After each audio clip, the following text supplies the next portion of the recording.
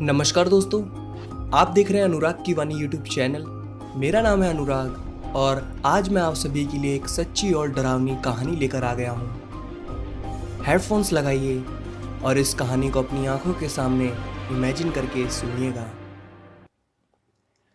रात के कुछ 12 बज रहे होंगे। नितिन के कमरे से कुछ आवाज़ें उसकी माँ को सुनाई दी। नितिन, तुम क्या कर रहे हो? उसकी माँ ने बाहर से आवाज़ देते हुए पूछा। एकाएक अंदर से सभी चीज़ों के इधर उधर गिरने की आवाज़ें आने लगी। उसकी माँ ने तुरंत अंदर जाकर देखा तो नितिन ने कमरे के सारे सामान इधर उधर गिराकर और कुछ चीज़ें तोड़ दी हैं और वह दीवार से चिपक कर बैठा काँप रहा है। वह पूरी तरह से पसीने से भीगा हुआ था। क्या हुआ बेटा? उसकी माँ ने परेशान होकर पूछा। उसने वहीं सामने दीवार की तरफ इशारा करते हुए कहा, माँ, वह मुझे मार देगा। पर कौन बेटा, कौन मार देगा? एकाएक वह बेहोश हो गया और कमरे की लाइट अपने आप बंद हो गई। चारों तरफ अंधेरा फैल गया। एक भयानक सी चीखने की आवाज़ पूरे कमरे में गूंजने लगी, मानो कोई दानव चिल्ला रहा हो। उसकी माँ किसी तरह कमरे से बाहर गई और फिर चार्जर बत्ती लेकर आई तो अंदर का नज़ारा देख वह हिल सी गई। अंदर आकर देखा तो नितिन कमरे के ऊपर दीवार पर उल्टा होकर भयानक हंसी हंसते हुए उकड़ू मारकर बैठा है। यह देख उसकी माँ रोने लगी और चिल्लाते हुए बोली, ऐसा क्यों कर रहा है? तभी पीछे से उसकी माँ को एक धक्का लगा और उसका सिर वहीं टेबल से टकरा गया और वह भी वहीं बेहोश हो गई। और नितिन भयंकर आवाज में बोल उठा, मैं अब आज़ाद हूँ, शैतान तेरा भोग मैं लगाऊंगा। आवाज़ सुनकर पास ही कमरे में सोया नितिन का छोटा भाई गोलू वहां आ गया। माँ को नीचे गिरा देख वह उन्हें उठाने लगा। तभी उसने देखा उसके बड़े भाई का चेहरा भयंकर व अजीब सा हो गया है और वह उसे ही घूर रहा है। वह चिल्लाते हुए कमरे से बाहर हनुमान चालीसा पढ़ते हुए भागा। उसे कुछ समझ नहीं आ रहा था कि क्या हुआ है। तभी एकाएक वह नीचे गिरा और वहीं जम सा गया, मानो किसी ने उसे जकड़ सा लिया हो। फिर नितिन उसकी तरफ बढ़ने लगा। वह उसके पास आकर भयंकर आवाज में हंसने लगा। भैया, आपको क्या हुआ है? वह हाफते हुए कहा। उसे यह नहीं पता था कि उसका बड़ा भाई अब भाई नहीं, एक शैतान आत्मा का शिकार बन चुका था। नितिन ने उसे सूंघते हुए कहा, वाह हे शैतान, यह भेंट तुझे खुश कर देगी। वह गोलू को पकड़कर वहीं पास ही बांध दिया और ना जाने क्या मंत्र पढ़ने लगा और किचन से चाकू लाकर वहीं बैठ गया। फिर ना जाने कहां से कोई प्रकार के रंग वाले सिंदूर वहां अपने आप आ गए और कई सारी हड्डियां भी। वह सिर घुमा घुमा कर मंत्र पढ़ने लगा। गोलू चिल्लाए जा रहा था पर शायद उसकी आवाजें किसी के कानों में नहीं जा रही थी। फिर नितिन बोला, शैतान, यह भेंट स्वीकार कर। यह कहकर उसने गोलू का गला काट दिया। गोलू छटपटाते हुए खून से लथपथ होकर कुछ ही देर में शांत हो गया। यह देख नितिन हंसे जा रहा था, या कहें उसके अंदर समय शैतान की आत्मा हंस रही थी। फिर वह बोला, मैं तुम्हारे पास आ रहा हूं और भेंट के लिए। फिर वह ना जाने क्या बड़बड़ाते हुए बाहर निकल गया। अगली सुबह जब उसकी माँ को होश आया तो बाहर आकर देखा तो वह रोते हुए वहीं बैठ गई। आगे उसके छोटे बेटे का शरीर पड़ा हुआ था, जिसका गला कटा हुआ और चारों तरफ खून ही खून। वह चिल्लाते और रोते हुए नितिन को पुकारने लगी। जब कोई आवाज ना आई तो वह रोते हुए बाहर गई। आस पड़ोस वाले यह देख उसके साथ आए और अंदर देखा तो उनके होश उड़ गए। उन्होंने तुरंत पुलिस को फोन किया। कुछ ही देर में पुलिस आ चुकी थी और गोलू के शरीर को ले जा रही थी। इसकी माँ रोते रोते अबोध हो चुकी थी और बार बार यह कह रही थी कि उसके बड़े बेटे ने ही उसे मारा, इसलिए वह गायब है। विनय, जो कि नितिन का दोस्त था, वहीं पास में ही रहता था। यह सूचना जानकर वहां आया। वह सोच रहा था कि नितिन ऐसा क्यों करेगा। वह तो अपने छोटे भाई से बहुत प्यार करता था और नितिन कोई छोटा लड़का नहीं, 21 साल का कॉलेज में पढ़ने वाला लड़का था। विनय ने यह उसके माँ से पूछा तो वह रोते हुए बोली कि परसों से वह कुछ अलग ही तरह का व्यवहार कर रहा था। कभी एकाएक हंसता, कभी रोने लगता और दिन भर वह कमरे में अकेले बैठा रहता। पर कल वह कुछ ज़्यादा ही भयानक हो गया था, मानो उसके अंदर कोई शैतानी शक्ति आ गई हो जो उसकी आंखों में साफ दिख रही थी। उसी ने गोलू की हत्या की है। फिर पुलिस पूछताछ करने लगी और गोलू के बॉडी को पोस्टमार्टम के लिए ले गई। उसकी मां ने परसों से बताया कि वह अजीब हरकतें कर रहा है। उसी के एक दिन पहले तो नितिन, विनय और उसके दोस्त उत्तराखंड के नैनीताल के पहाड़ों से घूम कर आए थे। विनय ने यह सोचा कि लौटते वक्त भी तो वह अजीब सी हरकतें कर रहा था, और वो मंदिर पर घटी घटना जिसने उन्हें डरा दिया था। विनय ने फ़ोन कर सभी दोस्तों को बताया कि नितिन ने अपने भाई की हत्या कर दी है और वो गायब है। दोस्त बोले, मुझे तो मंदिर से ही कुछ खराब लग रहा था। इस घटना के 10 दिन पहले नितिन, विनय, शुभम और विशाल चारों बहुत खुश थे क्योंकि वह सब उत्तराखंड घूमने जा रहे थे। उन सब का ग्रेजुएशन पूरा हुआ था और फिर इस ट्रिप का प्लान किया गया। शुभम, भाई मैंने तो कुछ गर्म कपड़े ले लिए हैं, वहाँ बहुत ठंड पड़ती है। विनय, भाई हमें भी पता है। विशाल बोला, यार वहाँ किसी नैनीताली को मैं दिल ना दे बैठूं। तीनों हंस पड़े और बोले, तू ही तो है दिल फेंकू आशिक, तुझे कोई ना कोई मिल ही जाएगी। कुछ घंटों के बाद ट्रेन से उत्तराखंड का प्रकृति की छटा के नज़ारे दिखने लगे। फिर वो सब नैनीताल पहुँचे। रात हो चुकी थी तो जल्दी से एक होटल में रुक गए। अगले दिन भरपूर नैनीताल का मज़ा लिया चारों ने। वहाँ तो जितना घूमे तो उतना ही कम था। नितिन पहाड़ों के फ़ोटो खींचना चाहता था और कई प्राकृतिक चीज़ों की भी, तो वह चारों पहाड़ों पर चल दिए, पर उन्होंने कोई गाइड नहीं ली। अक्सर लोग पहाड़ों पर घूमने के लिए एक गाइड का सहारा लेते हैं। पहाड़ पर घूमते हुए वह एक छोटे से गांव के ऊपर थे जिसमें 10-12 घर थे। वहाँ पहाड़ से गांव ही शानदार लग रहा था। शाम हो चली थी पर वह बेफिक्र होकर अभी भी घूम रहे थे। पास ही एक छोटा पेड़ों का जंगल था। वह चारों उस ओर बढ़ चले। बाहर से जितना कम जंगल दिख रहा था, अंदर कुछ ज़्यादा ही घना था। फिर उन्हें एक काला व बहुत ही पुराना एक घर दिखा, पर पास जाकर ठीक से देखा तो वह एक मंदिर था, पर बहुत ही पुराना। उस पर कुछ अच्छी कलाकृति बनी हुई थी, पर अंदर तक एकदम गंदा व झाड़ियों से घिरा हुआ था, मानो 100 साल पहले इसे खोला गया था। शाम अब रात में बदलने वाली थी और अंधेरे ने अपना कदम बढ़ाना शुरू कर दिया था। विनय ने कहा, भाई लौट चलो, रात होने वाली है। पर नितिन और विशाल का मन उस मंदिर के अंदर जाने का कर रहा था। तो नितिन बोला, चलो यार अंदर देखते हैं कि अंदर से मंदिर कैसा है। विशाल बोला, क्या पता अंदर लाखों का खजाना ही हो जो हमारा इंतजार कर रहा हो। कुछ हाँ व ना के बाद चारों अंदर जाने के लिए तैयार हो गए।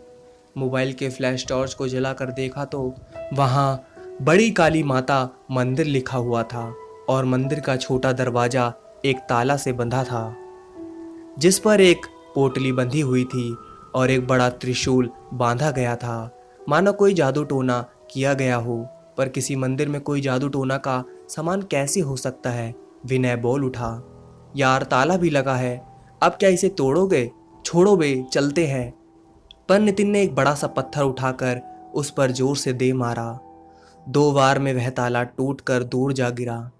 वाह मेरे पहलवान, शुभम ने उसकी पीठ ठोकते हुए बोला। त्रिशूल को खोलकर वहीं रखकर धक्का देकर दरवाजे को खोला। जैसे ही मंदिर का दरवाजा खुला, एक चीख की आवाज़ व एक हवा उन चारों को छूती हुई निकल गई। यह चीख सुनकर उन्हें कुछ डर तो लगा, पर नितिन बोला, यार कोई छोटा जानवर जंगल में चिल्ला रहा होगा, डरपोक कहीं के। बाहर से मंदिर छोटा दिख रहा था पर अंदर काफ़ी लंबा व बड़ा था। दीवाल मकड़ी के जालों व कालेपन से भरा हुआ था। चारों अंदर की तरफ गए। दीवालों पर मोबाइल के टॉर्च से देखा तो वहाँ का दृश्य भयंकर था, मानो किसी ने खून से देवी देवताओं का अपमान किया हो। ऐसा दृश्य उन्होंने कभी नहीं देखा था। वहाँ ओम, जो कि हिंदू धर्म का एक पवित्र चिन्ह है, उसे उल्टा लिखा गया था और उसे काटा गया था, और एक देवता का सिर कटा हुआ था और एक देवी की अंतड़ियों को काट कर नीचे गिरते हुए दिखाया गया था, मानो किसी ने इसे अभी अभी खून से बनाया हो। वह इतनी अच्छी तरह से बना था कि एक बार देखकर ही समझ में आ सकता था कि वहां देवी देवताओं का अपमान किया गया था। विशाल बोल पड़ा, किस कुत्ते ने यह बनाया होगा साला। नितिन भी चिंतित भरे स्वर में बोला, पता नहीं, कोई पगला गया होगा। फिर वह मंदिर के गर्भगृह में पहुंचे। वहां का दृश्य तो और भी भयानक था। वहां चारों तरफ कई हड्डियां रखी हुई थी और मूर्ति के स्थान पर एक शरीर की हड्डियों का ढांचा लटकाया गया था और उसकी पूजा की गई थी। और वहीं पास में एक काले साए को देवता को खाते हुए बनाया गया था। यह सब देखकर लग रहा था कि यह कोई मंदिर नहीं, मानो बुरी शैतानों का घर हो। पर बाहर तो बड़ी काली माता मंदिर लिखा था, पर अंदर ऐसा क्यों? उन चारों को कुछ समझ नहीं आ रहा था। फिर एकाएक वह जगह एक भयानक आवाज से गूंज उठा और चारों ओर से कई चमगादड़ उड़ने लगे। अब यहाँ रुकना ठीक नहीं है। वह बाहर निकलने लगे। विनय, विशाल और शुभम तो बाहर की तरफ जाने लगे, पर नितिन वहीं खड़े होठों पर मुस्कान लिए एकटक उस पूजा किए गए हड्डी के ढांचे को देखा जा रहा था। तीनों ने उसे बुलाया, पर वह मानो कुछ सुन ही नहीं रहा हो। शुभम चिल्लाया, नितिन चल यार, कि तुझे अभी भी यह सब मजाक लग रहा है।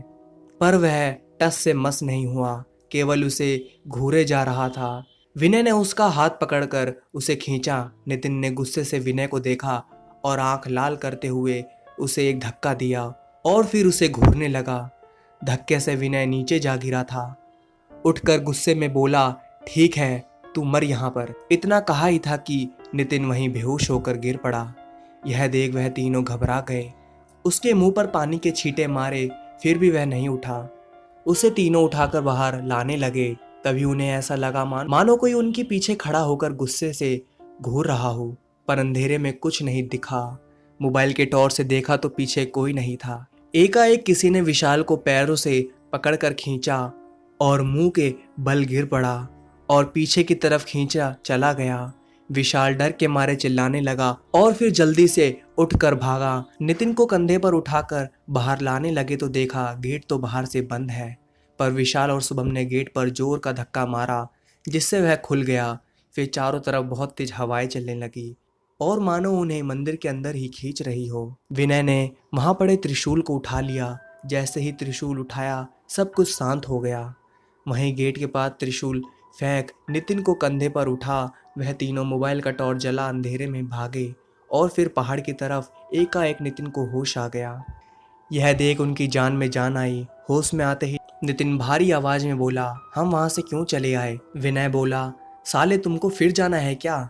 चूतिए, एक हवा से ही बेहोश हो गए और क्यों चले आए ऐसा बोल रहे हो? एक हंसी की छटा बिखरी सबके चेहरे पर। रात हो चुकी थी। मोबाइल की घड़ी में 7:30 बज रहे थे। आगे अंधेरे में अभी इस पहाड़ पर कैसे जाए, पर किसी तरह आगे बढ़े।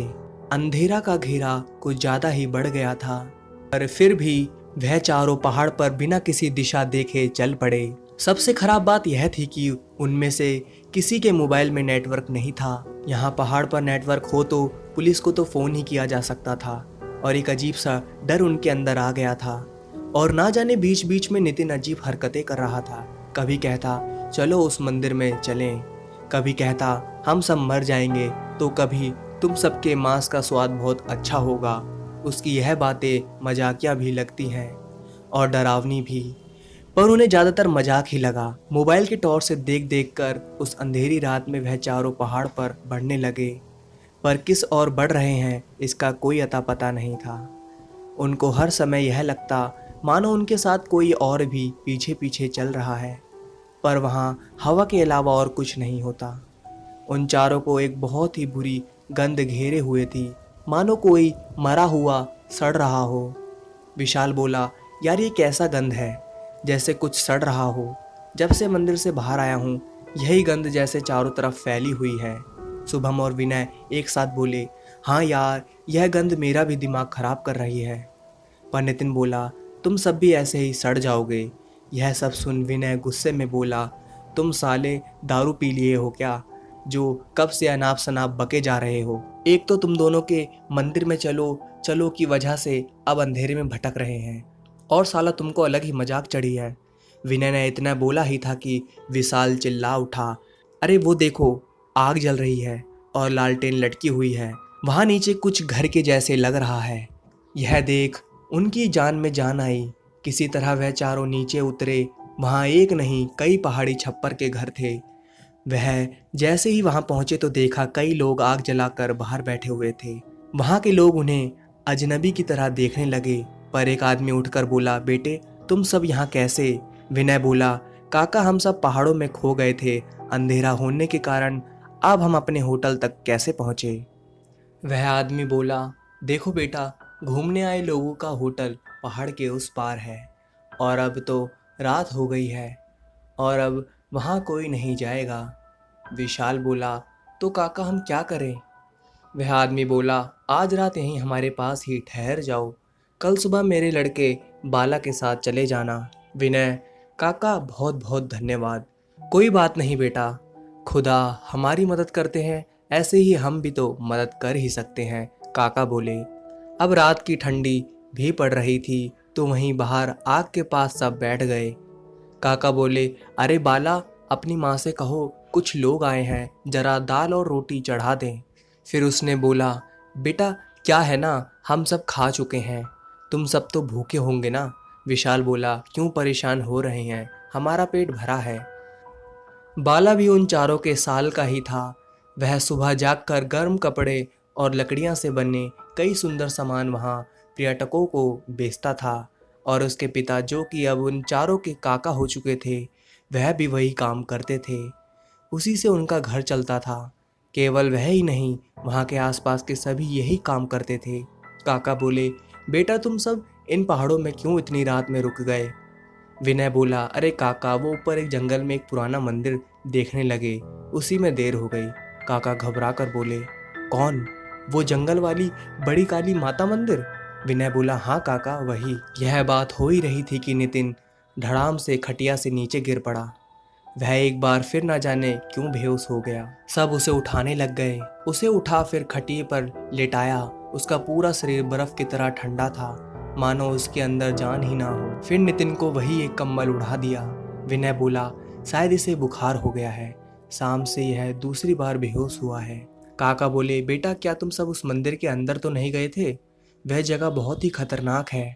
वह हाँ में जवाब देने वाले थे, पर खतरनाक वाली बात सुन विशाल बोला, अरे नहीं काका, हम तो केवल उसे देखने गए थे, देखकर चले आए। काका बोले, अच्छा किया। शुभम बोला, पर उस मंदिर में खतरनाक क्यों है? काका बोले, वह अशुभ जगह है, सब ऐसा मानते हैं और वहाँ कोई नहीं जाता। तभी नितिन एकाएक भयानक आवाज में चिल्ला उठा और छटपटाने लगा। शुभम और विनय ने उसे पकड़ा। वह ना जाने कैसे कैसी आवाजें निकाल कर कुछ कह रहा था, फिर एकाएक ठीक हो गया, मानो उसे कुछ हुआ ही नहीं।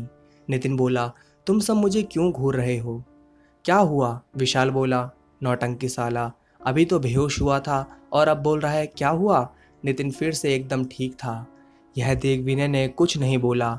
उसे यह लग रहा था कि कुछ तो गड़बड़ है नितिन के साथ। मंदिर में जाने के बाद अब वह सम्मान्य नहीं था और काका के अनुसार वह मंदिर एक खतरनाक जगह है। पर विनय ने ज़्यादा ध्यान नहीं दिया। तब तक खाना बनकर भी आ चुका था। दाल और मोटी मोटी रोटी काकी ने बनाई थी। रात के 9 से ज़्यादा बज रहे थे और उन्हें भूख भी लगी थी, तो चारों खाने पर टूट पड़े। वो सामान्य से दाल रोटी उनकी सोच से ज़्यादा लजीज और स्वादिष्ट थे। काका बोले, बेटा यही रूखा सूखा है, इसी से पेट भर लो, ईश्वर ने इतना ही दिया है। विनय बोला, अरे काका, यही बहुत है हमारे लिए और ये बहुत ही स्वादिष्ट है। चलो तुम सबको अच्छा तो लगा? विशाल बोला, काका एकदम मस्त है। नितिन बोला, यहाँ मांस नहीं बनता क्या? पर यह भी अच्छा है। यह सुन सब हंस पड़े और कुछ ही देर में खाना समाप्त हुआ। फिर कुछ देर आग तापने के बाद वहीं पास में एक जगह पर वह चारों लेट गए। बाला और काका भी अंदर सोने चले गए।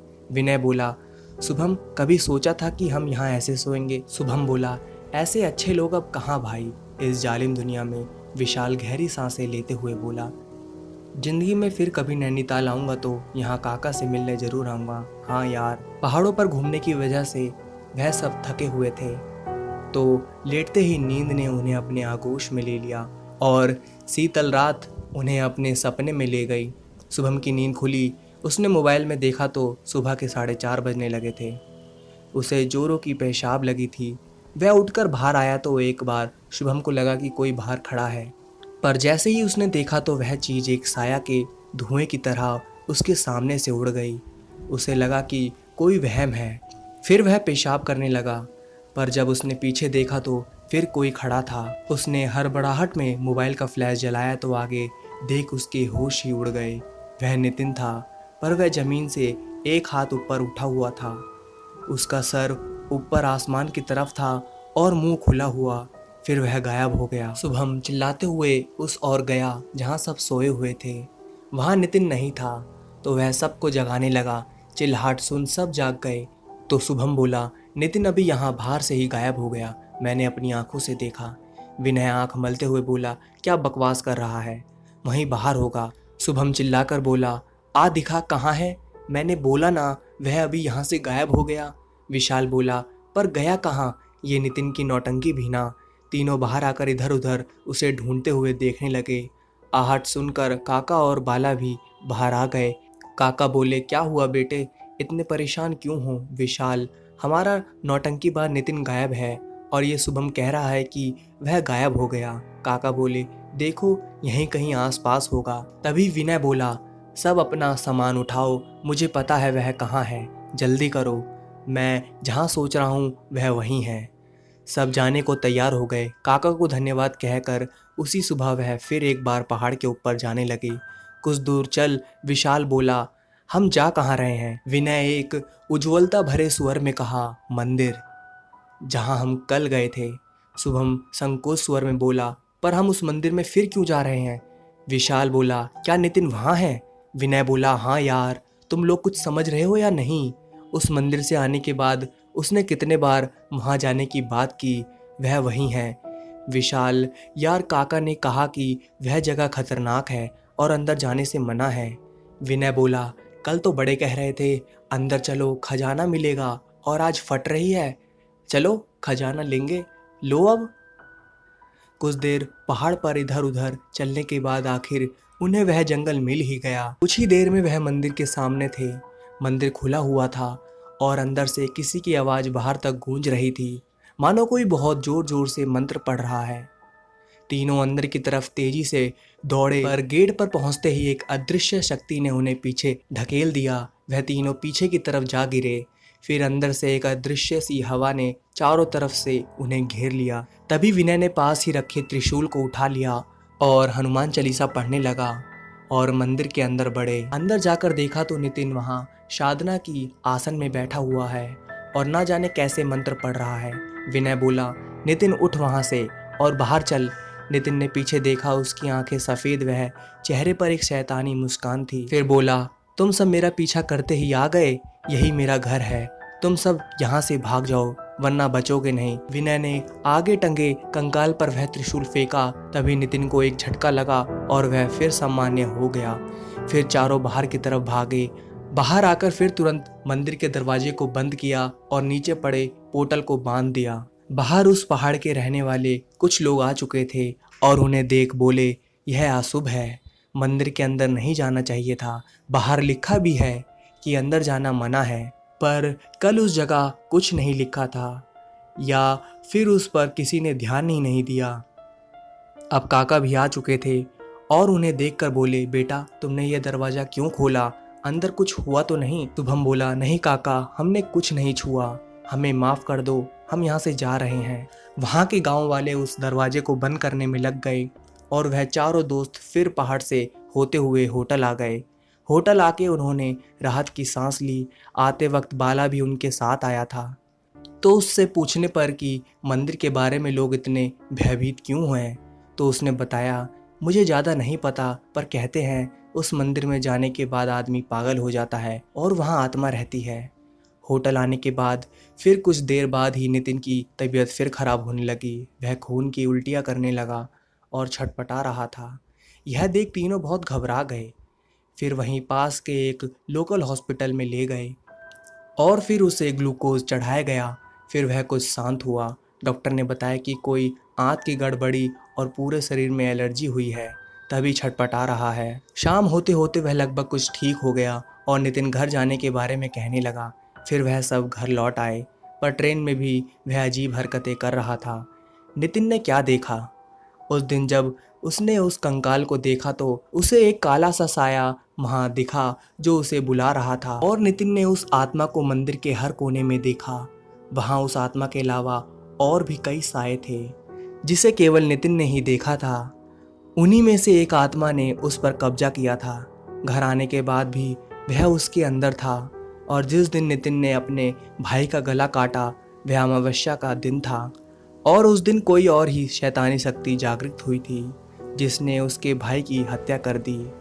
और अब वह घर से गायब था, पर वह गया कहाँ और मंदिर का क्या रहस्य है, यह आप सबको अगले पार्ट में पता चलेगा। तो दोस्तों, कहानी आपको यहाँ तक अच्छी लगी हो तो प्लीज़ इस वीडियो को लाइक कर दीजिए। और दोस्तों, कहानी अभी पूरी नहीं हुई है, इसका सेकंड पार्ट कल शाम को 6 बजे आएगा। तो दोस्तों, मेरे चैनल को सब्सक्राइब कर लो, क्योंकि जैसे ही मैं इसका सेकंड पार्ट डालूंगा तो आप सभी के पास नोटिफिकेशन आ जाएगा। और दोस्तों, अगर आपको भी अपनी स्टोरी भेजनी है मुझे तो स्क्रीन पर दिए गए व्हाट्सअप नंबर पर आप मुझे अपनी स्टोरी भेज सकते हैं। तो दोस्तों, आज के लिए बस इतना ही। कल मिलते हैं इसी के पार्ट 2 के साथ। तो धन्यवाद दोस्तों।